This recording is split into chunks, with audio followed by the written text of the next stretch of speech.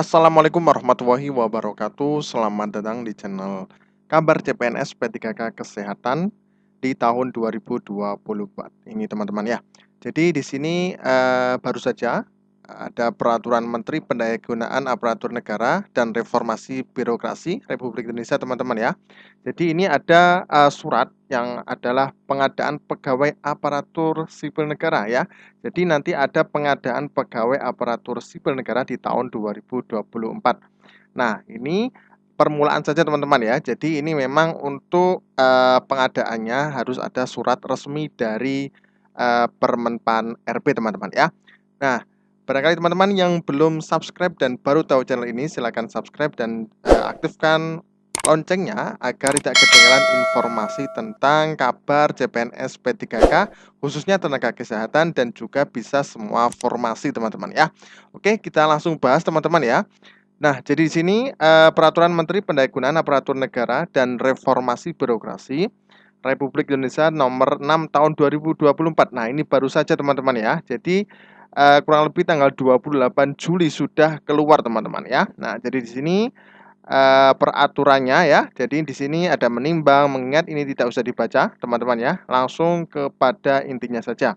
Nah, jadi di sini ada bab 1, ketentuan umum, yaitu adalah pasal 1 dalam peraturan menteri ini yang dimaksud dengan 1, kompetensi dasar adalah kemampuan dan karakteristik dalam diri seorang berupa pengetahuan, keterampilan, dan perilaku yang menjadi ciri seorang pegawai negeri sipil Republik Indonesia. Nah, jadi teman-teman mungkin bagi teman-teman yang baru saja ya, baru lulus, nah di sini ada kompetensi dasar nantinya ya. Kemudian ada kompetensi bidang. Nah, untuk yang kedua ya, adalah kemampuan dan karakteristik dalam diri seseorang berupa pengetahuan, keterampilan, perilaku yang diperlukan dalam pelaksanaan tugas jabatannya, sehingga individu mampu menampilkan unjuk kerja yang tinggi dalam suatu jabatan. Nah, jadi nanti di sana ada kompetensi dasar, kemudian kompetensi bidang. Nah, itu nanti biasanya untuk yang CPNS teman-teman ya. Nah, kemudian untuk yang ketiga yaitu adalah kompetensi teknis, adalah pengetahuan, keterampilan, dan sikap atau perilaku yang dapat diamati, diukur, dikembangkan yang spesifik berkaitan dengan bidang teknis jabatan. Nah, jadi nanti ada kompetensi teknis juga teman-teman ya. Nah, nantinya itu untuk P3K teman-teman ya. Jadi pengetahuan sesuai dengan formasi ya, dengan profesi Anda yang dimiliki teman-teman ya. Nah, kemudian nanti yang poin keempat, jadi untuk kompetensi manajerial adalah pengetahuan, keterampilan, dan sikap atau perilaku yang dapat diamati, diukur, dikembangkan untuk memimpin dan atau mengelola unit organisasi. Nah, ini juga termasuk nantinya pada apa teman-teman? Pada juga P3K teman-teman ya. Kemudian yang kelima, kompetensi sosial kultural adalah pengetahuan, keterampilan dan sikap atau perilaku yang dapat diamati, diukur, dikembangkan terkait dengan pengalaman berinteraksi dengan masyarakat majemuk dalam hal agama, suku, dan budaya, perilaku, wawasan, kebangsaan, etika, nilai-nilai moral, emosi, dan prinsip yang harus dipenuhi oleh setiap pemegang jabatan untuk memperoleh hasil kerja sesuai dengan peran, fungsi, dan jabatan. Nah, jadi di sini teman-teman ya, di sini memang pengadaannya nantinya akan ada CPNS dan P3K teman-teman ya. Nah, makanya di sini dibagi kompetensi dasar untuk CPNS, kemudian kompetensi bidang atau SKB teman-teman ya. Nah, untuk kalau yang P3K biasanya kompetensi teknis ya, kemudian kompetensi manajerial, sosial kultural ya.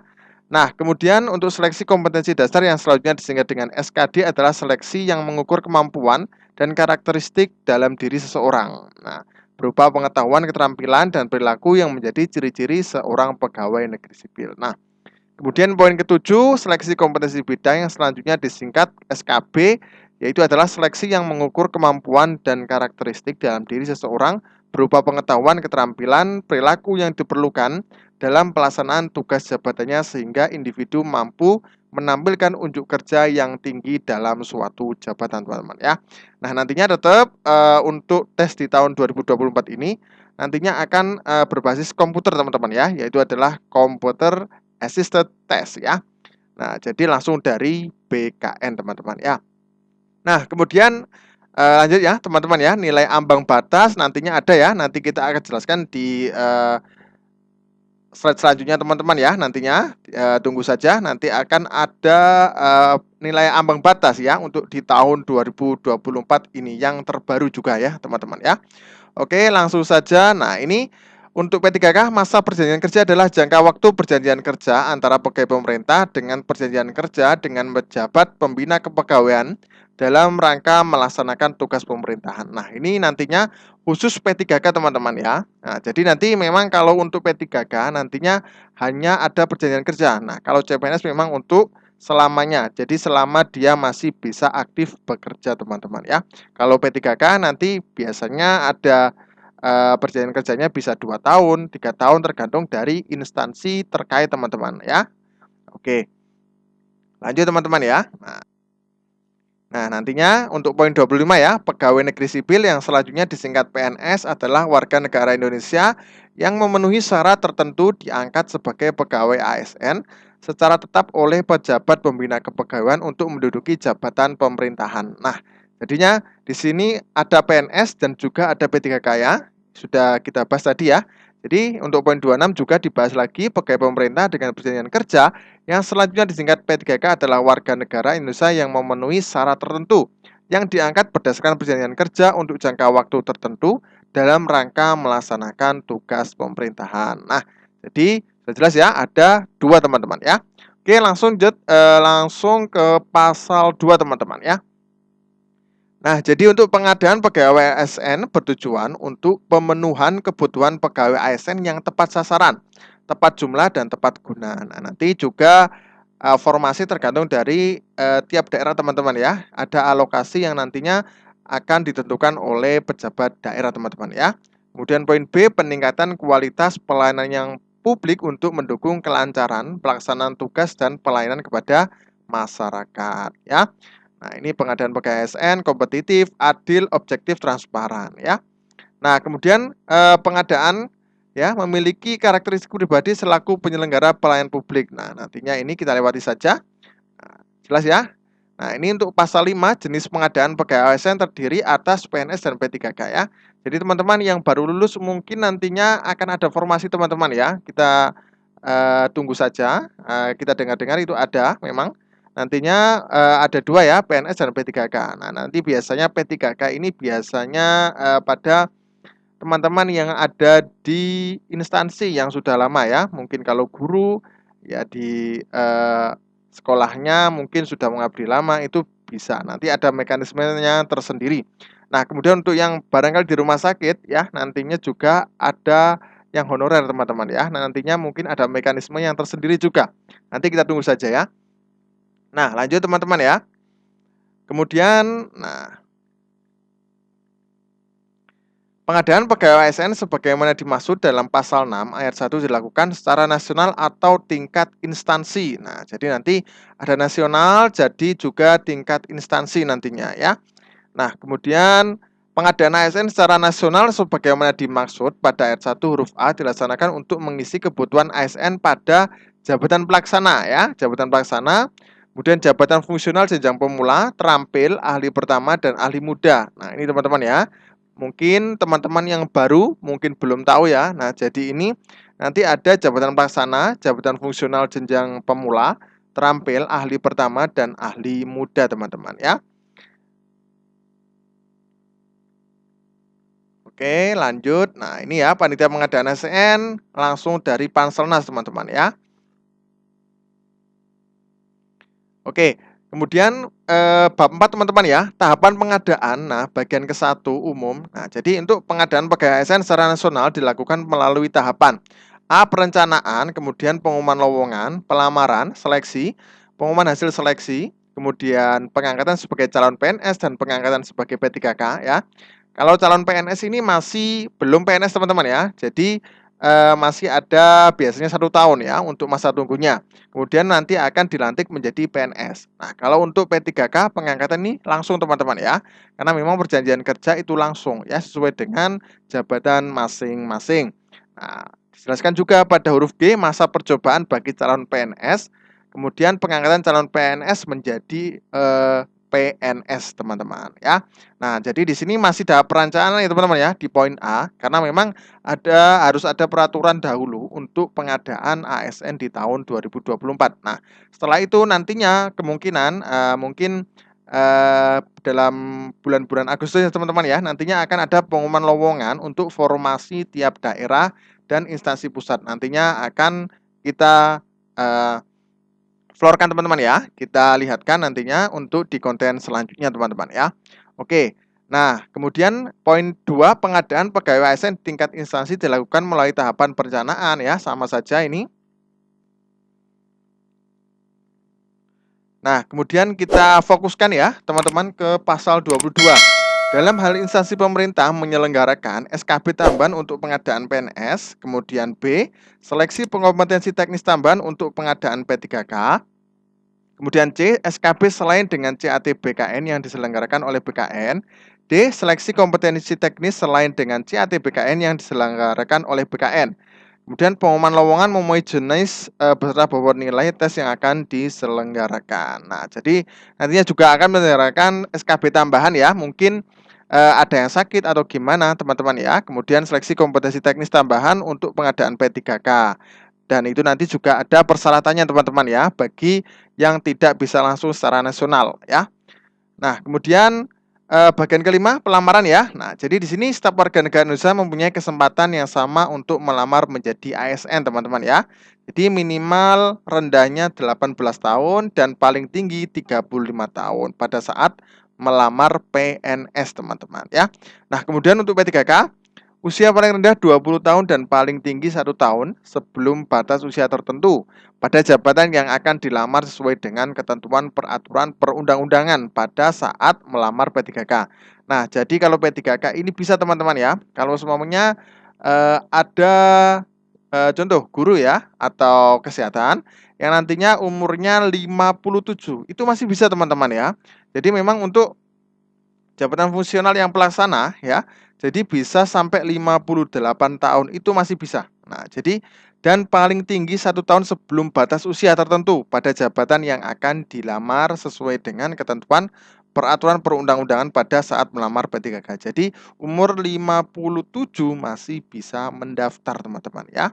Kemudian pastinya tidak pernah dipidana dengan pidana penjara berdasarkan putusan pengadilan yang telah memiliki kekuatan hukum. Nah, kemudian tidak pernah diberhentikan dengan hormat tidak atas permintaan sendiri atau tidak dengan hormat sebagai PNS, P3K, prajurit Tentara Nasional Indonesia, anggota kepolisian ya, kemudian tidak menjadi anggota atau pengurus partai politik. Nah, ini yang penting ya. Jadi harus netral teman-teman ya untuk ASN. Oke. Ya, lanjut teman-teman ya. Nah, ini teman-teman ya, tahapan seleksi yang nantinya kalau untuk PNS terdiri atas 3 tahap, yaitu adalah seleksi administrasi, SKD, dan SKB ya. Nah, ini kompetensi dasar, banyak sekali teman-teman ya di situ. Kemudian SKB, ini fokus kepada bidangnya teman-teman ya. Kalau semuanya fokusnya perawat, jadi nantinya untuk soalnya juga perawat. Kemudian kalau untuk guru, nanti fokusnya kepada semuanya fisika, sama juga. Nanti fokusnya untuk SKB fisika juga, teman-teman ya. Jadi sesuai dengan profesi masing-masing. Nah, kemudian pasal 27 dijelaskan juga untuk pengadaan P3K terdiri atas 2 tahap, teman-teman ya, yaitu adalah seleksi administrasi dan seleksi kompetensi. Nah, jadi ada 2, teman-teman ya, administrasi dan kompetensi. Jadi langsung saja langsung kepada bidang profesi masing-masing nantinya teman-teman ya. Oke, lanjut teman-teman ya. Nah teman-teman ya, materi SKB ya nantinya akan biasanya ada kisi-kisi teman-teman ya. Jadi nantinya ada kisi-kisi tentang SKB. Nah itu biasanya dilihatkan ya atau diedarkan nantinya biasanya menjelang SKB. Nah jadi kalau teman-teman sudah lulus SKD nantinya biasanya ada surat yang nantinya tentang kisi-kisi SKB ya, kompetensi bidangnya teman-teman ya. Nah, ini materi SKB sebagaimana dimaksud dalam pasal 32 ayat 3 untuk jabatan fungsional disusun oleh instansi pembina jabatan fungsional dan diintegrasikan ke dalam bank soal pada CAT BKN ya. Nah, jadi untuk selain materi SKB dengan CATBKN sebagaimana dimaksud dalam pasal 33, materi SKB dapat berupa psikotes, ya, tes potensi akademik, kemudian tes kemampuan bahasa asing, tes kesehatan jiwa, tes kesegaran jasmani, tes praktek kerja, uji penambahan nilai dari sertifikat kompetensi, wawancara, dan tes lain sesuai persyaratan jabatan teman-teman ya. Nah, nantinya ini sesuai dengan profesi masing-masing ya, biasanya ada seperti itu. Nah, kemudian contoh poin C ya, tes kemampuan bahasa asing. Nah, nantinya kalau kemampuan bahasa asing ini otomatis mungkin yang ada di luar negeri atau yang perlu membutuhkan bahasa asing. Nah, biasanya itu ada tesnya seperti itu. Jadi memang untuk jabatan-jabatan tertentu saja ya. Kemudian untuk praktek kerja juga sama. Nah, nantinya juga ada praktek kerja sesuai dengan kemampuan dan profesi masing-masing. Nantinya akan dijelaskan ya, teman-teman ya. Kemudian uji penambahan nilai dari sertifikat kompetensi. Nah, ini juga pengecualian teman-teman ya. Nantinya akan ada form yang nantinya buat sertifikat kompetensi untuk profesi tertentu saja ya. Jadi enggak semuanya. Nah, kemudian wawancara juga sama. Nantinya juga ada wawancara. Biasanya ini CPNS teman-teman ya. Nantinya akan diadakan wawancara setelah SKB, kemudian nanti ada susulan wawancara teman-teman ya. Nah, pelaksanaan SKB pada instansi pusat menggunakan CATBKN semuanya sama teman-teman ya. Nah, ini yang penting teman-teman ya. Dalam hal instansi pusat melaksanakan SKB tambahan selain dengan CATBKN, sebagaimana dimaksud pada ayat 2 berlaku ketentuan sebagai berikut. SKB tambahan diberikan bobot kumulatif ya, kumulatif paling tinggi 50% dari nilai SKB secara keseluruhan. Nah, jadi nanti SKB-nya ini tambahan teman-teman ya dari nilai SKB secara keseluruhan ya. Jadi ini diberikan bobot kumulatif paling tinggi 50% ya. Nah, kemudian dalam hal terdapat jenis atau bentuk tes wawancara pada SKB selain dengan CATBKN, sebagaimana dimaksud pada ayat 1 diberikan bobot paling tinggi 10% dari nilai SKB secara keseluruhan, teman-teman ya. Nah, jadi SKB ini yang penting teman-teman ya, nanti bisa ngangkat untuk poin-poin yang krusial teman-teman ya. Kalau nilainya mepet, nanti untuk tambahan nilai ini bisa untuk SKB teman-teman ya. Jadi jangan berkecil hati, nanti kalau semuanya SKD itu kecil ya, mungkin mepet ya teman-teman ya. Jadi nanti untuk SKB-nya ditinggikan ya, harus semangat tinggi. Nah, nanti bisa mengangkat teman-teman ya. Banyakan seperti itu ya teman-teman ya. Oke. Nah, kemudian dalam hal instansi daerah melaksanakan SKB tambahan selain dengan CATBKN, sebagaimana dimaksud pada ayat 2 berlaku ketentuan sebagai berikut. SKB dengan CATBKN sebagaimana dimaksud pada ayat 1 merupakan nilai utama dengan bobot paling rendah 60% dari nilai SKB secara keseluruhan. Nah, kemudian SKB tambahan sebagaimana dimaksud pada ayat 2 diberikan bobot paling tinggi 40% ya. Nanti ada mekanismenya teman-teman ya. Nah, jadi seperti itu teman-teman ya. Oke, ini sudah. Nah, ini jadi dijelaskan ya paragraf 9, seleksi kompetensi teknis tambahan. Nah, jadi poin 1, instansi pusat dapat melaksanakan seleksi kompetensi teknis tambahan dengan menambahkan paling banyak 3 jenis bentuk tes setelah mendapatkan persetujuan menteri teman-teman ya. Oke, ini jadi jelas ya, ini nggak usah teman-teman ya. Nah, oke. Nah, ini pengolahan hasil seleksi juga nantinya tidak terlalu penting ya teman-teman ya. Nanti mungkin ada nantinya akan ada info-info yang valid teman-teman ya. Nah, ini teman-teman ya, bagian ke-9 perjanjian kerja P3K, masa perjanjian kerja sebagaimana dimaksud dalam pasal 59 ayat 3 dengan ketentuan paling singkat 1 tahun dan dapat diperpanjang sesuai kebutuhan dan berdasarkan penilaian kinerja teman-teman ya. Jadi nantinya kalau P3K khusus teman-teman ya, nantinya akan ada diperpanjang 1 tahun atau 5 tahun nanti sesuai kebutuhan dari penilaian kinerjanya teman-teman ya. Nah, mungkin itu saja yang dapat kami sampaikan teman-teman ya. Nah, jadi di sini tanggal 18 Juli sudah terbit ya teman-teman ya untuk pengadaan ASN. Nah, diundangkan di Jakarta tanggal 23 Juli. Nah, ini teman-teman ya, langsung dari Pak Azwar Anas ya. Jadinya mudah-mudahan nantinya teman-teman bisa masuk semuanya. Amin ya. Terima kasih. Semoga bermanfaat. Wassalamualaikum warahmatullahi wabarakatuh.